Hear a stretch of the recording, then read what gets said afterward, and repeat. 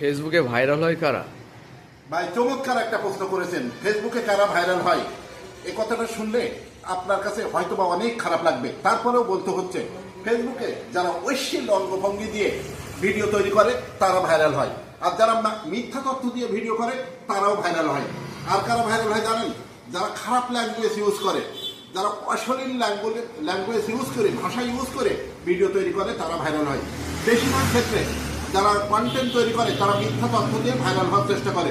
আমি সকলকে উদ্দেশ্য করে বলবো, আপনারা মিথ্যা তথ্য দিয়ে ফেসবুকে কোনো ভিডিও করে ভাইরাল হওয়ার চেষ্টা করবেন না। আর মেয়েদেরকে উদ্দেশ্য করে বলবো, আপনারা ঐশ্লীলভাবে অঙ্গভঙ্গি প্রদর্শন করে কন্টেন্ট তৈরি করে ভাইরাল হওয়ার চেষ্টা করবেন না। আরেকটা কথা বলি, অনেকে খারাপ ল্যাঙ্গুয়েজ ইউজ করে। আপনি যখন ফেসবুকে কোনো কন্টেন্ট আপলোড করছেন তখন অনেকে সপরিবারে দেখে। ছোট্ট ছোট্ট বাচ্চারাও মোবাইল ইউজ করে, তার মা বাবার মোবাইলটা নিয়ে যখন ফেসবুক ইউজ করে তখন আপনার অশ্লীল ভাষাটা তারাও শোনে, তারাও শেখে।